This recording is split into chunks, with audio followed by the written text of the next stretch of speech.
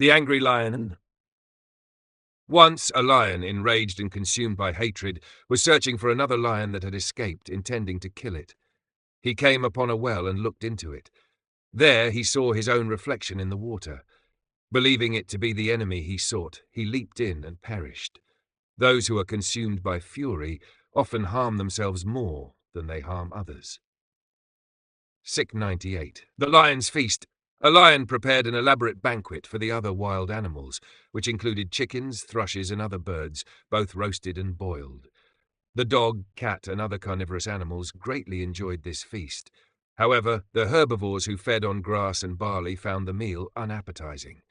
This fable highlights how difficult it is to satisfy the diverse tastes of the masses. 699. The Lion and his Battle Line. The lion, king of the quadrupeds, was preparing for battle against the birds. As he arranged his battle lines, the bear asked him how the donkey's laziness or the hare's timidity could contribute to victory, seeing them among the other soldiers.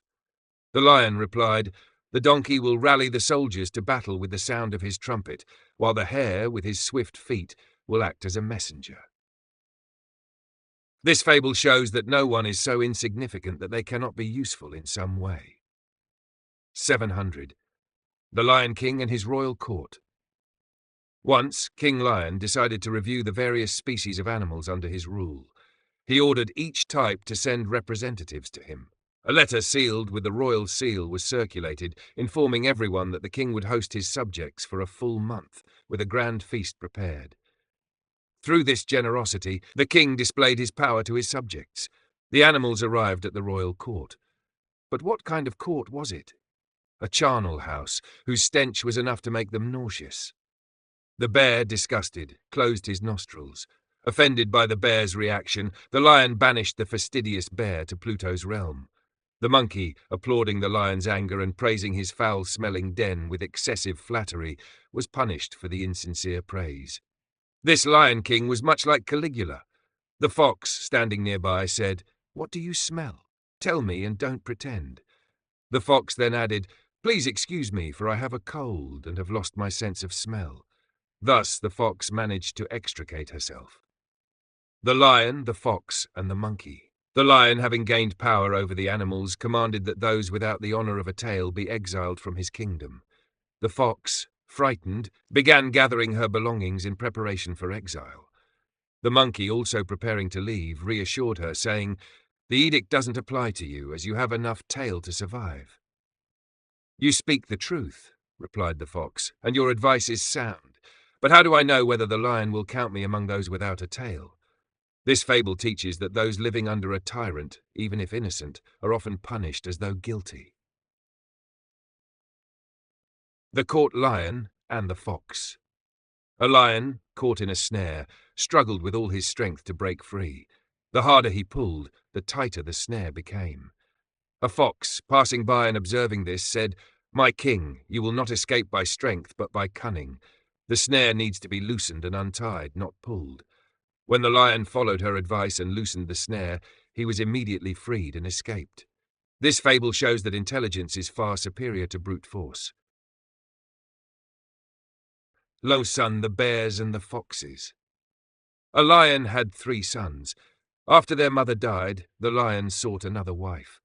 He entrusted the kingdom to his eldest son and left. The son married a bear's daughter. The father also got engaged to a fox's daughter and prepared to return to his kingdom for the wedding. But the son told his father to find another kingdom, as this one should be his. Troubled, the father informed his fiancée's parents. The foxes came, and war was declared.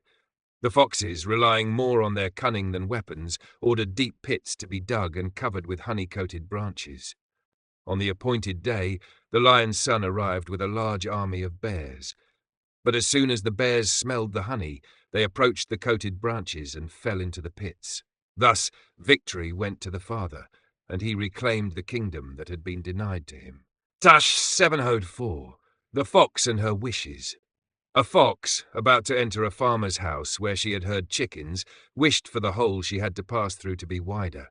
But later, as she fled with a stolen chicken and heard a dog barking, she prayed to the gods that the hole would be narrow so the dog couldn't get out.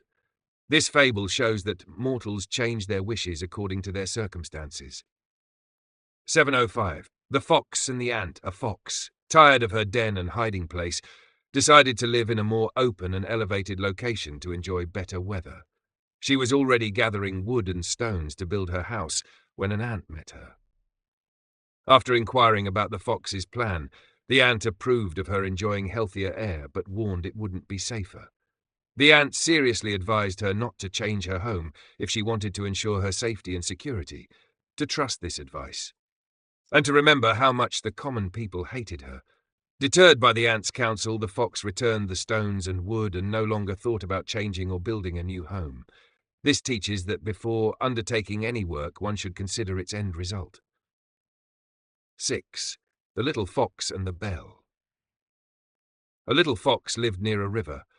Not far away, a bell was tied to a tree, and when blown by the winds, it made the whole area resound. The little fox, unfamiliar with this sound, feared it might be from some wild and monstrous beast. Finally, creeping up slowly and carefully, and seeing the emptiness of the bell, whose noise had no strength behind it, she said, "From now on I won't let my mind be easily frightened by appearances and assumptions. Many things are magnified by imagination, which when present are most contemptible." 707. The Fox, the Vulture, and the Oyster. Once, a vulture found a large oyster, but when the hard shell kept the prey closed, he struggled in vain to satisfy his hunger. So he asked the fox for advice. The fox, also craving the delicate meal, said, "You'll waste all your effort trying to break the tough shell with your beak. Instead, fly high into the air as much as you can. Then drop the hard shell onto that rock below. It will break easily and offer you an open meal." The foolish vulture readily obeyed this advice, but the cunning fox, seeing the oyster freed from its prison, ate it and fled, leaving only the shells for the vulture. This fable teaches that it's unwise to seek advice from those who may benefit from their own counsel. The Fox, the Crow, and the Rooster. Once a crow and a fox joined forces. When they were hungry, the fox devised a trick. He put on a monk's hood, knelt down, placed a book before him, and raised his front paws like hands, lifting his eyes to the sky, as if lamenting his past sins, begging for forgiveness, and imploring divine mercy. The crow then went to a flock of chickens and told them marvelous stories about the fox's religiosity, his beneficial teachings, his improved life, and his holiness. "But why use words?" he said. "If you come a little way into this grove, you can see for yourselves the excellent little fox, now devoted to divine worship and adoration." The foolish birds were moved by the crow's speech and began to follow him. But the rooster, noticing the deception, called them back and warned them to see who was leading them and where. Be careful whom you trust. 709. The Fox begging help from the Rooster. A hungry fox, trying to lure and catch a rooster she had spotted, threw herself on the ground and closed one eye. She pitifully complained and begged the rooster for help, asking him to remove a thorn from her eye that she claimed had gotten stuck while walking through brambles earlier. The rooster, understanding the trick, said, "I'm no doctor, and if I carelessly put my claws near your eyes, there's a risk that my spurs might damage even your healthy eye. But if you want to wait a bit, I'll fly home and fetch someone who can treat you." The fox herself realized the rooster was acting deceitfully, so she said she would endure what was necessary, as she had often heard that one shouldn't use too many doctors. The Captured Fox and the Rooster. A farmer had set traps for a fox that had eaten many of his chickens. The fox got caught in them. Captured, she begged a rooster, who was the only one to see her, to help her escape. Above all, she asked him not to tell the master about her. The rooster promised what she asked, but hurrying home with no intention of keeping faith with the faithless, he told the master that the fox had fallen into the traps and was held bound. The master, excited and armed with an axe, ran to the spot. Seeing this, the fox realized she had been betrayed and said, "Oh, how foolish I am! I thought the rooster, whose females I had often strangled and devoured, would be a faithful friend to me." The Fox, the Rooster, and the Farmer. Once a hungry fox went to a farm. Approaching a rooster, she said, "Oh, my lord rooster, how beautiful your father's voice was. I came here to hear your voice. So I ask you to sing loudly, so I can hear whether your voice or your father's is more beautiful." Then the rooster, with pride and eyes closed, began to sing. But the fox, leaping at him, carried him off into the woods. The people of the farm, chasing after her, shouted, "The fox is carrying off our rooster." Hearing this, the rooster said to the fox, "Do you hear what the villagers are saying? Tell them, I'm carrying my rooster, not yours." Then the fox, releasing the rooster from her mouth, said, "I'm carrying my rooster, not yours." But the rooster, flying into a tree, said, "You lie, my lady. I belong to them, not to you." The fox captured by a farmer. A fox, caught by a farmer whose chickens she had killed, begged him with flattering words to release her, solemnly swearing she would cause him no further harm. The farmer replied, "I would gladly forgive you and let you go unharmed if I didn't know you to be a deceitful and treacherous animal. I know for certain that a dead fox can do me no harm, but I'm not so sure about a live one." The Fox Feigning Death and the Farmer. A cunning fox came to a farm one night. There she devoured many chicks and hens. But then she couldn't return through the same crack she had entered. At dawn, the farmer began to inspect his farm. He couldn't find many of the chickens he had seen the night before. Soon, however, he spotted the fox, lying on the ground as if dead. So he grabbed the fox's tail and threw her over the wall. But as soon as the fox touched the ground, she leapt up without delay, and before the farmer could recover, the clever animal reached safety. 7:14. The Fox Feigning Death and the Dog. A fox, pretending to be dead so that birds would approach her as if to a carcass, lay on her back covered in mud in a field, waiting for crows, ravens, and other predatory birds to feast on her. But a dog came along and, seizing her with his teeth, began to tear her apart. Realizing this, she said, "I suffer deservedly, for while I try to catch birds by trickery, I am caught by another." 7:15. The Fox and the Badger. When a fox was to be hanged and a badger was leading her to the lion's court after confessing all her sins, she saw chickens near someone's house. She said to the badger, "That is the way we should go, near that house we see." The badger replied, "Wretch, today you confessed all your sins to me, including that you had devoured many chickens, and you promised God through my hand that you would abstain from such things. Yet here you are." The fox said, "You speak the truth, but I had forgotten about that." The Fox and the Women. A fox, passing by a village, saw a group of women silently eating many well-roasted chickens. Turning to them, she said, "What shouts and barking of dogs there would be against me if I were doing what you are doing." An old woman replied, "Worst of creatures, we are eating what is ours. You steal from others." The fox dripping with blood. A fox had snatched and devoured a rooster. However, a strong dog, still dripping with the fresh blood of its own recent kill, caught the fox and devoured her, tearing apart her limbs with frequent bites. Expect from another what you have done to someone else. Thus 7:18. The Fox and Wolf before Jupiter. A wolf and a fox agreed to approach Jupiter to ask him for what each thought they lacked. The greedy wolf sought the fox's cunning, and the clever fox wanted the wolf's strength and aggression. They hoped this would allow each to hunt more effectively. Jupiter rejected the requests of the cruel animals, deeming them unjust and harmful to others. He replied, "From the beginning of the world, gifts were given generously to each creature, but not all to one." 7:19. The Fox Fallen into a Well and the Wolf. A fox, having accidentally fallen into a well, saw a wolf passing by on the bank and called out to him, asking if he could find a rope and help pull her out of such great danger. The wolf responded, "Unfortunate fox, I pity your misfortune. Tell me, how did you fall into this well?" The fox replied, "No time for lengthy explanations. Just get a rope and I'll explain everything afterward. Those in imminent danger seek not excessive words, but immediate help." The Fox and the Wolf Fallen into a Pit. The fox, seeing a wolf caught in a hunting pit, mocked him and joyfully danced around the edges, calling him a fool for not noticing the traps set by humans.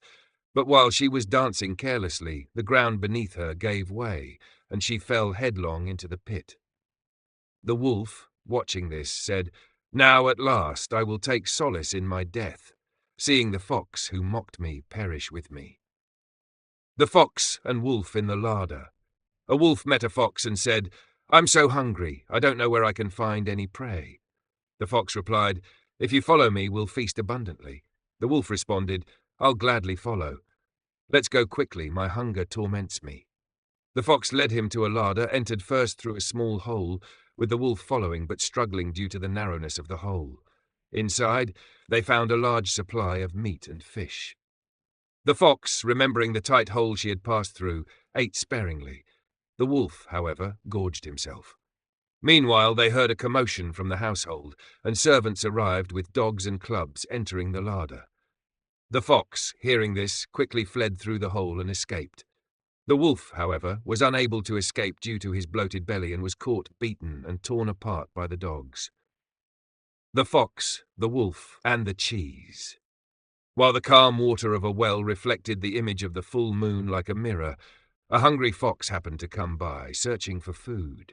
Her ill-advised hunger made her believe that a fat piece of cheese was floating on the water's surface. The fox, noticing the two alternating buckets, decided to jump into the one at the top. However, once she had fallen in, she quickly regretted her decision and feared she would perish. 2 days passed before a wolf finally arrived. Spotting him, the fox said, "Quickly, get into the bucket. I found a rich cheese here. I've eaten as much as I wanted.